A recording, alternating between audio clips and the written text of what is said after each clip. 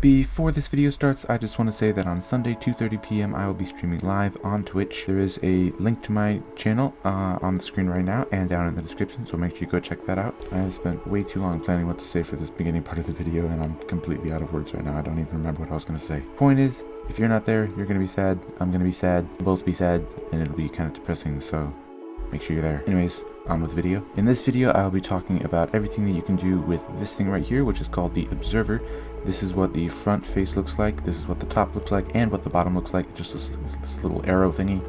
And this is what the back side looks like. This is like the detecting side of the thing that detects movement or vibrations and stuff. I'll be going through multiple different other kinds of things that you can detect with an observer. Right now, you can detect the breaking of a block in front of an observer, and you can detect the placing of a block. And when an observer detects something, it sends a 1-tick pulse out from this red side right here, this little red dot there, and you can take that pulse or that tick and put it into, you know, a piston or something. I just put in a piston here for an example, but you can put it into a contraption. And with a piston specifically, I talked about this in my last everything you can do with video, a link to which will be up on the screen right now. But basically, when you put a 1-tick pulse into a piston, it will spit out its block, as you saw earlier, just like that. It spit out its block, and then you can grab it again if you fire it again. This observer can also detect piston movements, as you can see here. Something else it can also detect is the flow of water, as you can see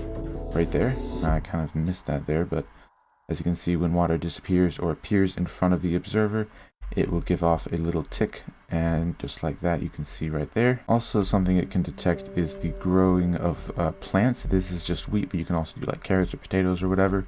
It can detect the growing of plants, as you can see there, and of course it can detect when you break the plant and when you place another plant. An observer can also detect when you use a shovel on a block of grass and turn it into a path block, and it can also detect when you use a hoe on a block of grass or a block of dirt and turn it into tilled dirt. Another very, very handy thing about the observer is that when if you use a piston on it, you can actually move the observer around, and it will be able to fire because it is detecting that it is being moved, or that the air in front of it seems to be moving. So you can use that mechanic to fire different places at once, which is really handy. A common use, at least for me, for this mechanic is that you can use this to create 1x1, well, I guess they're pretty extensive, but they're 1 wide and 1 tall monostable circuits. As you can see, when I push this button, it turns this on, and when I push it again, right there, it turns it off. So these are really handy. I use these all the time in redstone contraptions. They're a very, very common thing for me to use, at least. And everything you see before you right now is something that the observer can detect. It can detect a button, a repeater, a piece of redstone dust, a comparator, a lamp, and a torch, and a door, actually. It can detect all of these things, as you can see right there. It can also detect when a lever is flipped, a gate opening, and a trapdoor opening or closing, as you can see right there. And then it can also detect a note block, a dropper.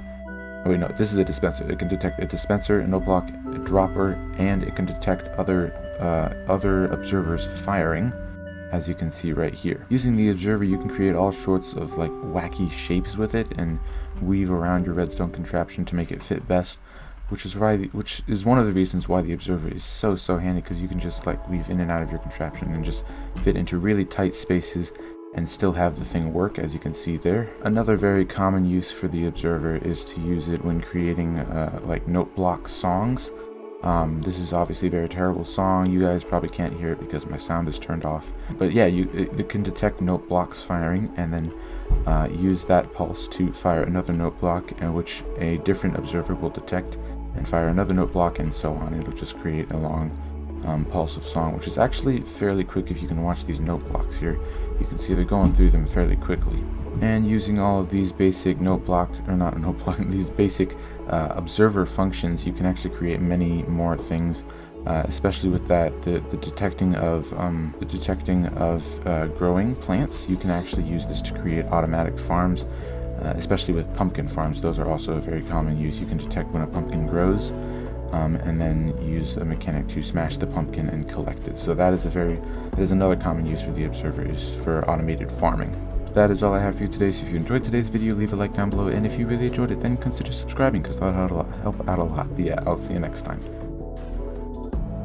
And just one more reminder, if you didn't catch at the beginning of the video, I will be streaming on Sunday 2:30 p.m. so make sure you are there because I want to see you there.